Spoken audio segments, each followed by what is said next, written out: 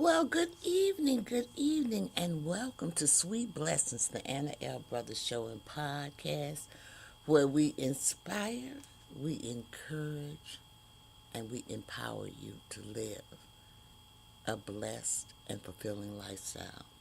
I'm Anna. I'm your host. I'm a retired school teacher, an educational consultant, a jury consultant, a health consultant, and I'm also a certified cake instructor. So, I bring a wealth of knowledge and experience to our conversations. So, in each episode, we try to delve into topics that enrich your lives, from educational and personal development to health and wellness, and of course, the art of jewelry making.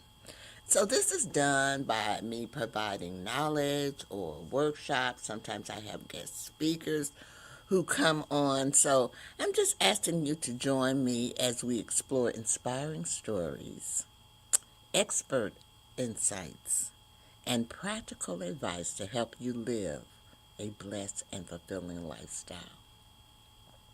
I want to thank you again for joining me this evening, and for tuning in to Sweet Blessings, where every conversation is a treasure.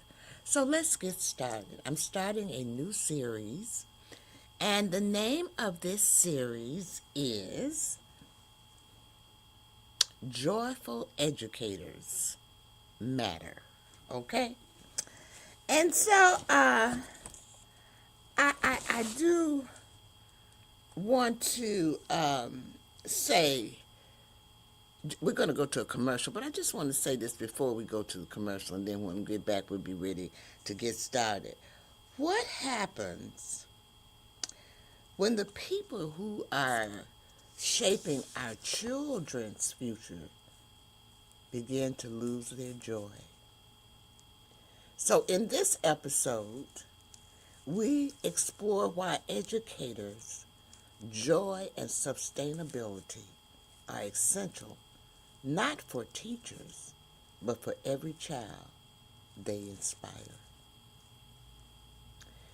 Educators pour their hearts into shaping young minds, but who is pouring back into them? Let's go to commercial. When we come back, we're going to delve into that topic. Oh, I got some comments, y'all. Let's see who it is. Let's see what they're saying before we go to commercial. Um, Terry says hello.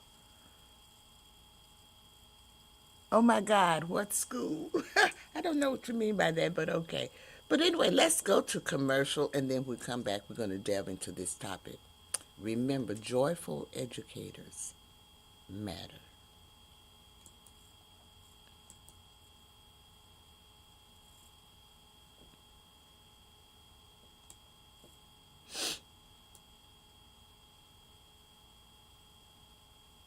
CTR Media Network is now accepting new podcasters to join our growing network that's reaching 350 million global listeners. Have you heard? CTR Media Network offers podcast production, podcast training, distribution, and product placement. Book us for your next event or schedule an interview with CTR Media Network podcasters today. To learn more, go to ctrmedianetwork.com. Okay, welcome back. I'm Anna. I'm your host of Sweet Blessings, the Anna L. Brothers Show and Podcast. And today our topic is educators, joyful educators matter. And so, you know, have you ever thought about behind every thriving classroom is an educator who has found a way to stay inspired, supported, and sustainable in the work they love? And,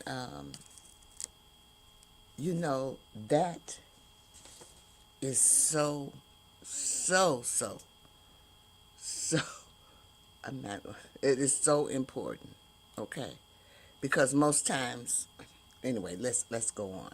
So I want to just say welcome back to Sweet Blessings, the Anna L. Brothers show and podcast. So in today's episode titled Joyful Educators Matter, we're talking about something that impacts every child, every classroom, and every community, the well-being of our educators. Teacher, Teaching is a calling that requires patience and passion and creativity and heart.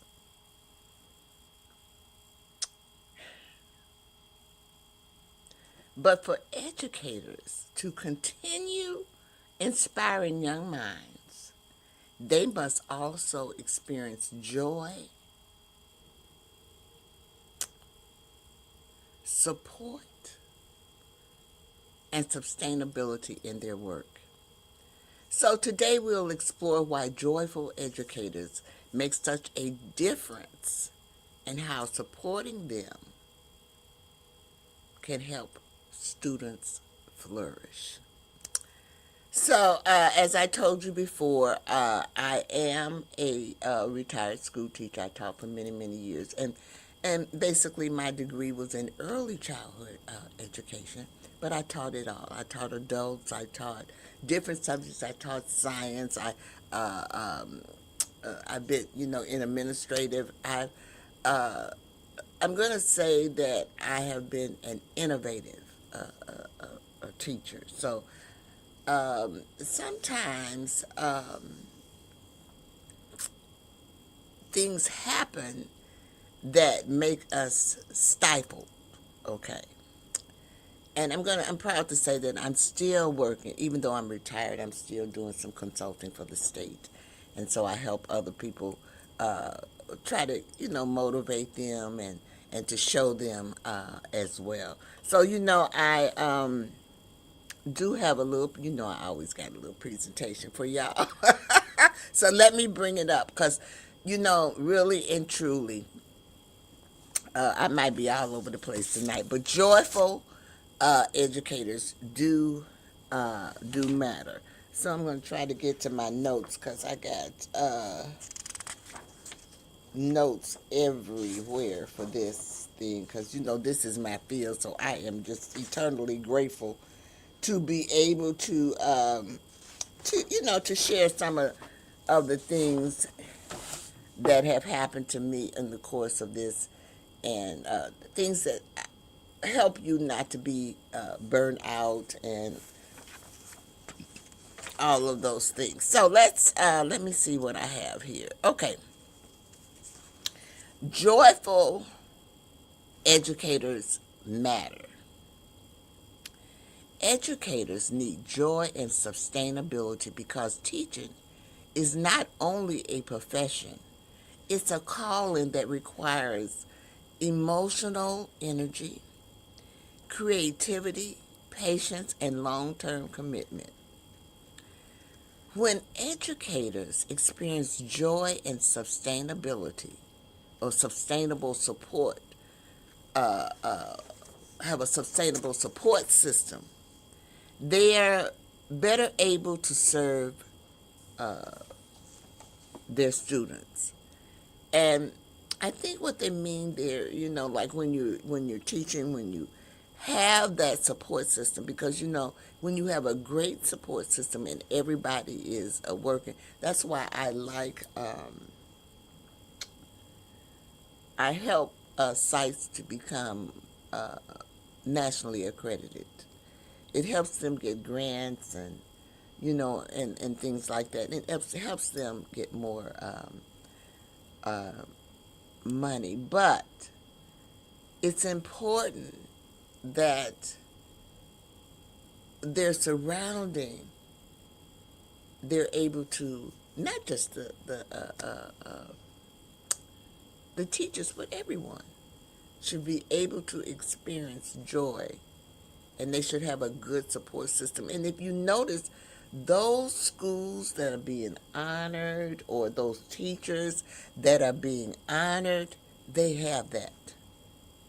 They have that. But they're few. there are just few.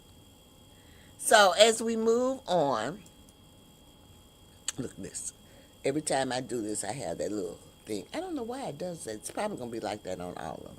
It's not like that when I do it, y'all. Why we need joyful educators? We want to prevent burnout. Teaching can be demanding with long hours, emotional investment, and increasing responsibility. Joy restores energy, while sustainability creates systems that protect the educators. And so, well, I'm going to go on because I think it might be the next slide or something we're going to talk a little bit about. But when your teachers are joyful and they really are enjoying themselves, they don't get burnt out.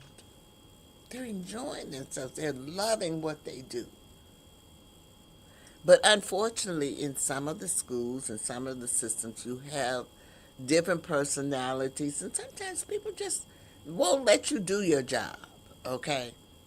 Or there's jealousy. There's all kind of plays that go into it, and you really have to be, I'm going to say, a strong individual.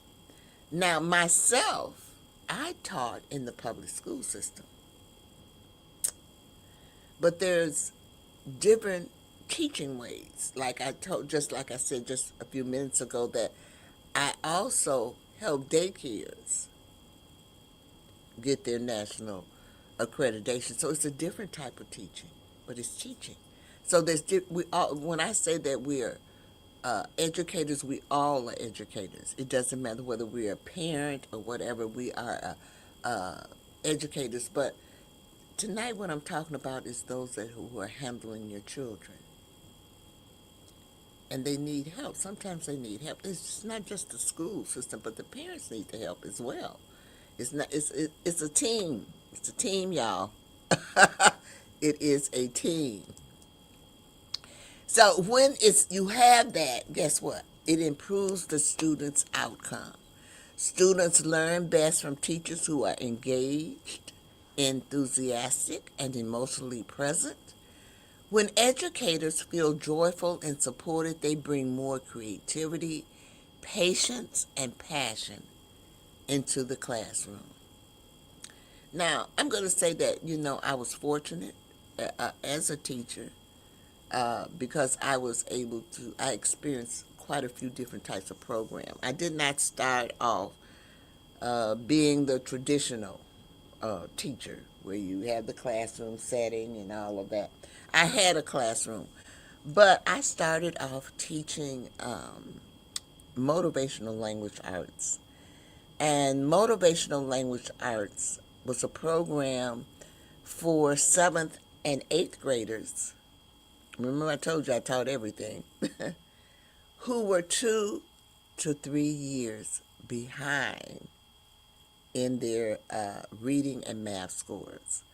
And so I was given the opportunity to be creative and use creative things to reach those students.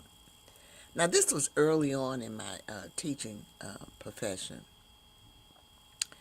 And because they were 7th and 8th, and because they were older children, that's when I really realized that the older children were not for me.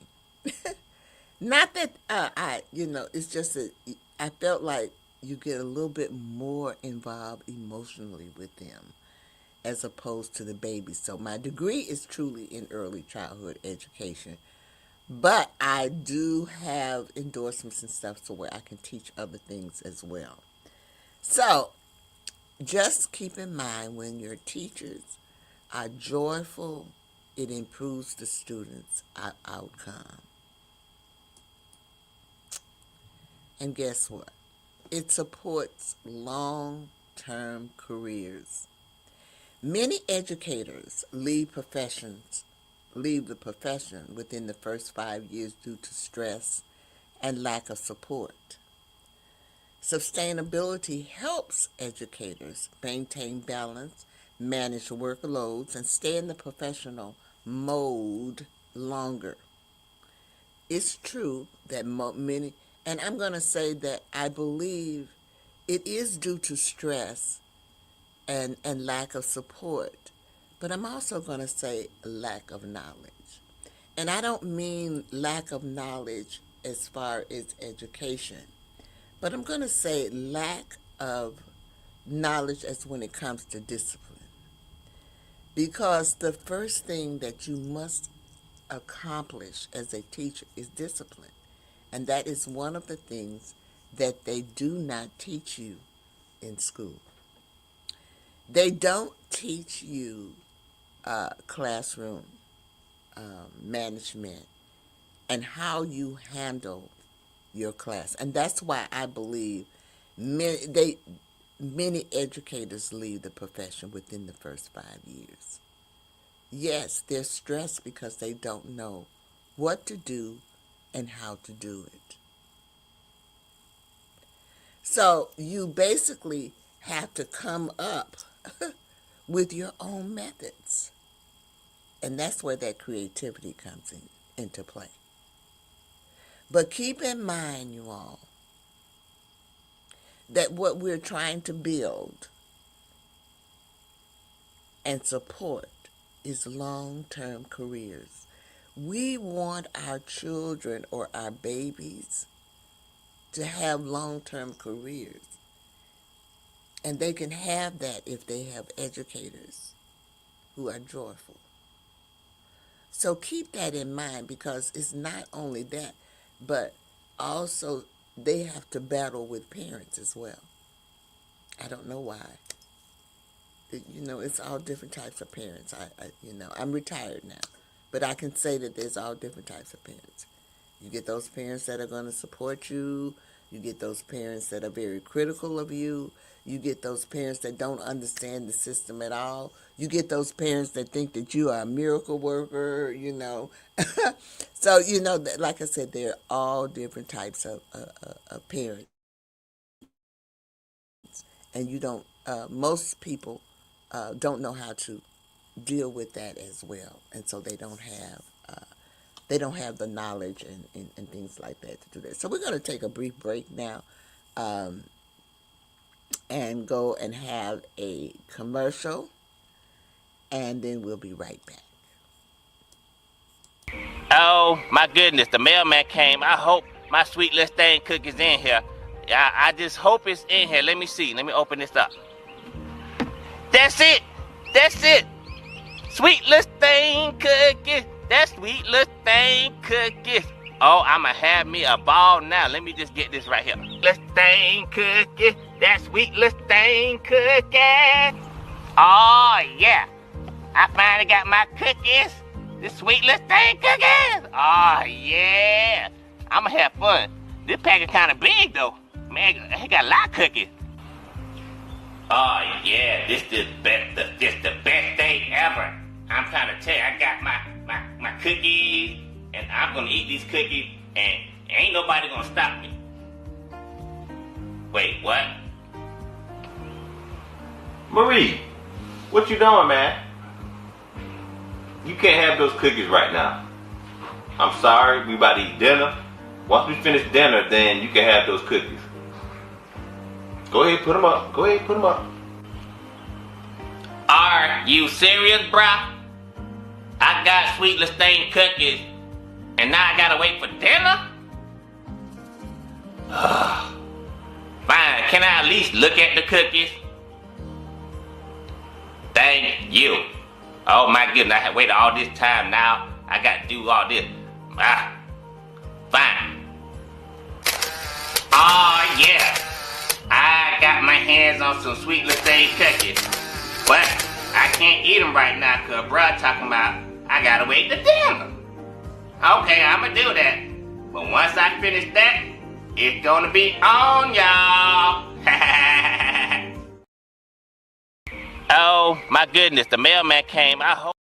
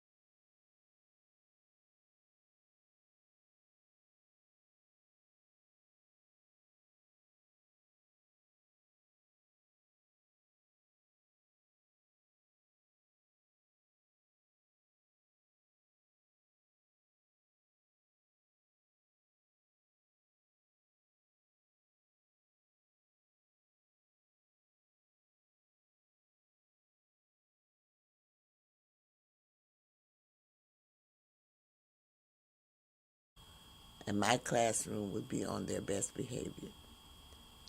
Only because they set their own rules. I don't care what class I had, whether, usually with adults you don't have to set rules, but, with teenagers and little ones and everything, we have to have classroom rules. And all of them know that. So, since we have to have the classroom rules, why can't you make up your own rules? Why I got to be the one? And I've always been that way. I have always let them make up their rules. That's the only thing that I did. I let them make up their rules. And it showed ownership. So when I got my class, I don't care whether it was the babies, because when you get the babies at 3 and 4 year olds, they know the difference between right and wrong. Okay, and they're able to comprehend, and they're able to make rules too. And so I would just go around and let everyone give me a rule, and I would write it down on the board. Everybody's rule would be on the board. Then we would sit back, I'm serious, and we would look at those rules and we would say, can we combine some of these rules? It was a work in progress. And they would look at them, and they would say, yes, this one over here and this one over here, they're kind of like the same. And we would combine them till we got down to like 10 rules, and we would have 10 classroom rules, okay?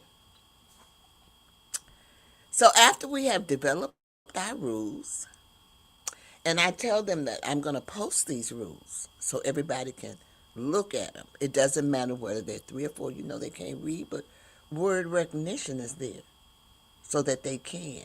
I used a lot of color in my my early days with the babies, and I'll tell you what I did with the upper ones as well. So with they made their rules. Then we had to decide, not me, I never made, what will be your consequences if we break the rules? Let them come up with. They're harder on themselves than you could ever be.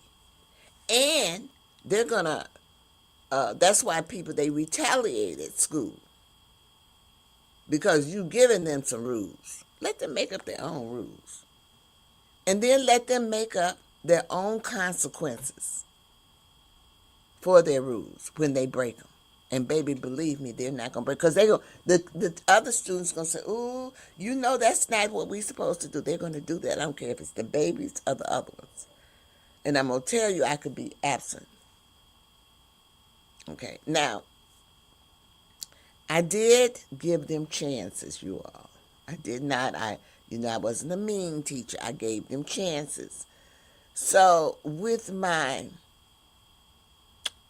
babies, my early childhood babies, I used the traffic light as my incentive because they could understand the traffic light. When they come to school at 3 and 4 or 5, they know about the traffic light because they've been in the cars with their parents. They know red means stop. They know yellow means cautious.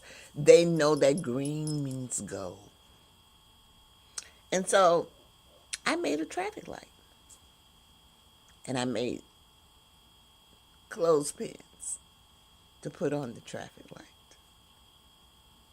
And so when they were good, they were on the green of the traffic light. If they were on the red, that means that they were in trouble. And each person had three clothespins, so you had 3 chances. And I rewarded them on the week, on Fridays. We had fun day, all kinds of things. I really never had any problem. In my upper, and let me tell you, the traffic lights are so easy to do because I have no problems in going places and getting things from things. So I went to the pizza place in my neighborhood and asked them for circles. Perfect. Those circles are perfect for traffic lights. So I'm I'm also going to give you some little resources and, and things like that. But also for the older children, I used the McDonald's French fries. thing. I made a bulletin board, and each French, the things that the French fries come in. I went to McDonald's and asked them for the French fries cups, and they gave them to me. Everybody is interested in education, and what I did was I just put their name on it, you all, on each cup, and inside each cup was 3 clothespins. You can still buy clothespins. It was 3 clothespins. And if they got a warning, I would take 1 clothespin and put it on the cup. And then by the end of the week, if they had 3 things, they could not participate in activities. And so what I would do, I partnered with one of my colleagues. And so the students in her room, that was good, they could come over and they could play games, and we showed movies, and sometimes I even served food. It was a joyful time, and they looked forward to it. I'm telling you, I very seldom had anyone going to another classroom. Seriously. Everyone wanted to have that fun day. So I'm telling you now because I'm old now, I'm retired now, and these are some of the things or some of the strategies and things that you can use in your classroom. That's what I'm here to do, to inspire, to encourage, and to empower you. And so you don't know unless somebody tells you. But these are some of the things that, I have developed for myself, strategies for while I, was teaching. So let's go on, because I can talk forever, and I don't want to hold you up this evening. But if you have a joyful educator, it protects emotional and mental health. Educators give a lot of themselves every day. Sustainability or sustainable practice such as self-care. And anybody that knows me, I'm always talking about self-care, because self-care was something that I think I was lacking. I was never taught self-care. And I think self-care is something that has to be taught. I always say as mothers and as women, we forget about ourselves, okay? And we shouldn't, because self-care is important. Supportive leadership is important. When you go to a leader and you tell them, or you have an opinion and you give them something, and they're supportive of that. Being able to have a manageable workloads and professional growth helps maintain their mental and emotional well-being. People don't realize that, but personal or professional PD, personal development, is very important.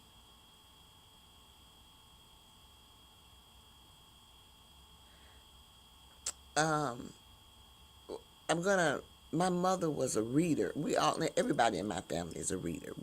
We're avid readers, even my granddaughter. We're all just avid readers. But my mother always had magazines in the house. So I grew up reading magazines. I grew up reading novels. I liked television, and she wouldn't. I could watch television, but she really didn't want me to watch television too much. And it's really strange, because now I really don't watch television. But back then, because she didn't want me to watch it, I wanted to watch. Oh, baby, at nighttime, I have my door closed. She'd see the light, turn that TV out. But seriously, hey. But I'm just saying that it's a balance, you all. We've got to learn how to balance it, and so that everybody is joyful in as much as possible. Let's just put it like that. I think no, I'm gonna go ahead on. I was gonna say we're gonna take a commercial, but I'm gonna go ahead on. You want to honor the value of the profession. You know, teachers really don't get paid for, for their worth, because teaching shapes the future. The world is the way it is now because of teachers. Ensuring educators experience joy and sustainability recognizes their importance and honors the impact they make on generations of learners.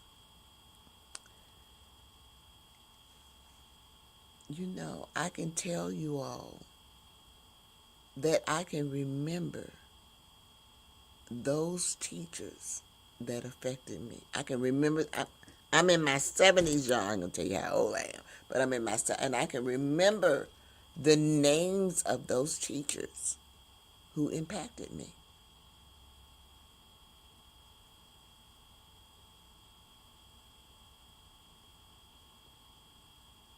Do you think that they were joyful educators?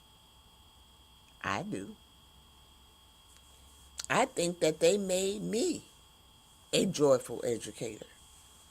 I'm going to tell you that from the age of 6, that's when I went to nursery school. I was so overjoyed with learning and all of that I decided then that I was going to be a teacher.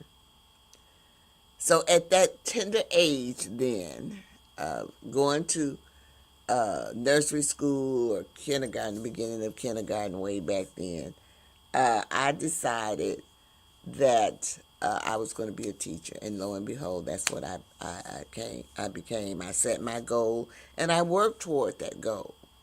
I taught all through my life, y'all, because I taught Sunday school. I'm seriously, I had to be 8 or 9, and I would teach the babies. They had the little babies there. I would teach them. So I've been teaching for, Lord, all my life, So I enjoy it. Like I said, I help daycares. I have about 13, maybe, I might have about 15 daycares that I work with to help them get their national accreditation for the National Association for the Education of Young Children. As well. I've also been an assessor for the National Association. I've been around for a little bit in the field of early childhood education. I've been honored for awards, and even for the Illinois level as well. So as you get older, you need to pass on some of the things that you have learned to other people so that they can know. When you're in the classroom, you can't pass on nothing. And that was one of the things that bothered me in teaching. There's no networking. Now, I was fortunate because I taught Head Start. We had networking. We taught there, but we met with other Head Start teachers. We had plannings together with other Head Start teachers from the district, all around the district.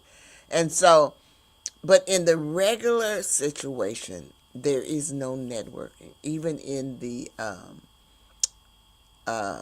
daycare situation, there's no networking. It's just right there in that little thing, unless they have like a director's network. And the directors get together and network. But as far as the people in the daycare, no, I don't see it. Those are things that we still have to work on, okay, as we move on. And before I leave, it's just a simple way to say it. Joy fuels educators, and sustainability keeps the flame burning. Without joy, teaching becomes exhausting. And without sustainability, even passionate educators cannot continue long term. And so that's when you find those educators that's been teaching 20 years and then they decide to leave. they give up. They decide to leave. They decide to leave the field. So I'm gonna look through my notes, y'all, because I want to make sure that I am telling you everything before I close out this evening. You see me flipping through here.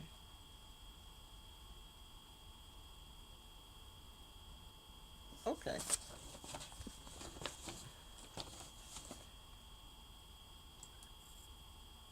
So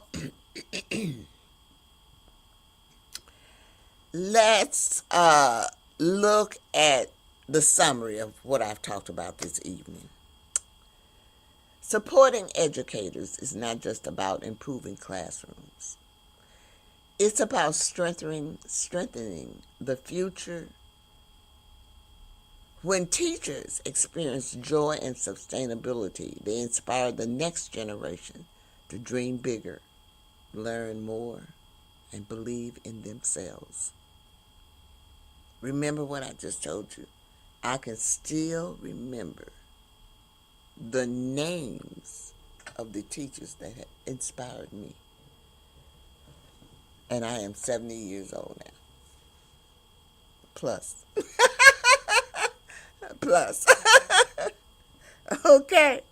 So we're going to kind of close out now. And I just want to say thank you all for tuning in and spending just a little time with me to learn about, this is a new series about educators, joyful educators. Because when you have a grumpy educator, they are not teaching your child.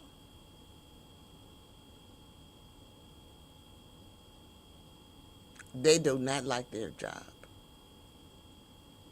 And that comes across.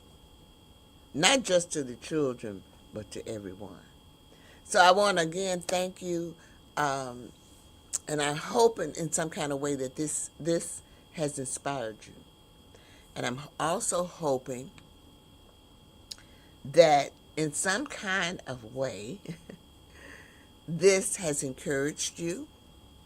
And I'm also hoping that in some kind of way, this has empowered you. Before I leave, there is a few little things, because, I always forget, that I do want to remind people about. Hold on. I think my computer is froze now, so we'll see. Maybe not. Let's see. Okay, here we go. I still think it's froze, but we'll see. There's a couple of things. It's jumping or something. But it's a couple of things I want to remind you about. If you're on Facebook, I'm going to ask that you support me by giving me stars. Okay, that's their program and stuff. You see how I'm hesitating? There was a storm, but I don't know. I also have a website. This is my website, and on my website you'll find my podcast. You'll find I do other things. You'll find my sweet listings there, as well as my podcast and my gardening, and that's what it is, Anna's Lifestyle, LLC.com. If you want to be a guest or advertise on the program or anything like that, I'm always looking for people. And I want to thank the people who have contacted me. But you can always contact me at info@annaslifestylellc.com. Reach out to me. It might take me a few days to get there, but I will get back to you on that. And thank you for your interest in Sweet Blessings, the Anna L. Brothers Show and Podcast. This is another look at the email, and I'm always asking y'all to subscribe. Ooh, Lord, please. Subscribe. You want to like, follow, share, and subscribe to all of my social media platforms. So this is my YouTube. This is my Facebook.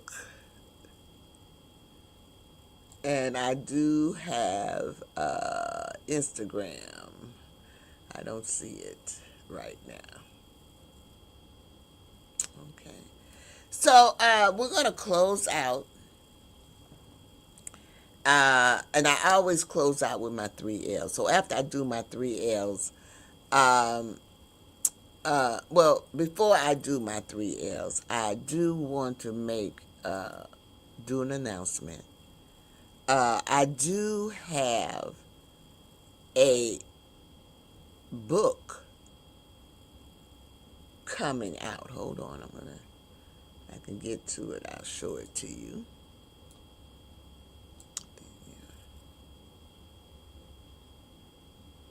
Okay. This is my book. And it's kind of related to kind of what I'm talking about tonight. You know, I always say educators carry one of the most important responsibilities in our society. Shaping young minds, nurturing curiosity, and building the foundation for lifelong learning. Yet the work of teaching often requires emotional energy, creativity, patience, and resilience every single day. Joy and sustainability are essential for educators, not only to remain in the profession, but to thrive within it. When educators experience joy in their work and have sustainable support systems, they are able to bring their best selves to their classroom, to their students, and their community. This is a collaborative book. It brings together the voices and experiences of educators from diverse settings, including daycares, homeschool environments, and traditional schools, to explore how joy and sustainability can transform both teaching and learning. So a lot of people say, well, why did you write this book? Because this book is written because it brings together educators from many environments: daycare, homeschool, and regular school, traditional school. Each educator shares experiences, insights, and encouragement. I would say that this is a book for early childhood care or anyone that is in it. Very diverse. And so what I'm doing, I'm taking pre-orders now. My book will not be out until June. And this is all of the authors who are collaborating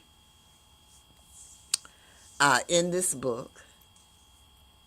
And what I'm doing is the first 50 people who purchase the book, their names will be listed in the book for free.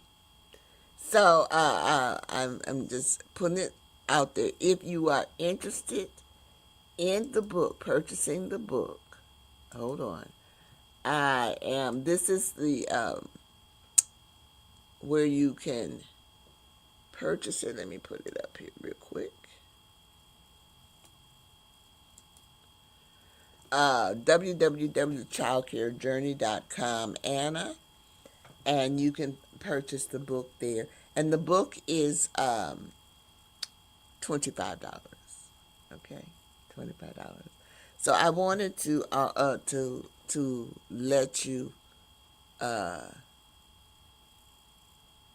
know that as well. I will be making that announcement every time. So at the bottom you see that is where you can purchase the pre-orders of the book. Now I'm going to let you know that I have not posted this on Facebook or anything like that. I'm doing it here on my stream, but I will be posting it there, and I've done it privately. So people are buying the book already. So I just want to give you the heads up on that as well. So I want to thank you this evening, and I want to tell you to live your life, you all. Live your life. Live your life to the fullest. These are my 3 L's. You know I always end with 3 L's. The second L is to laugh. Laughter is so good for you. It makes you feel good. I'm going to keep that running across there in case you all want to purchase the book there. And the last L is love. Remember, I talked about love in this broadcast, about love and self-care. Self-care is so important. And so with that being said, I am going to leave you this evening. I want you to stay blessed, and I will be back next Wednesday at 8 p.m. Central Standard Time with another episode. I'll be talking about educators, because I have not, even though I've been doing this for so long, I have not expounded on the education. And since I got a book coming out, I just figured I would talk about a little bit about the process of educators and things like that. So until then, stay blessed. Hope to see you next Wednesday. Bye-bye.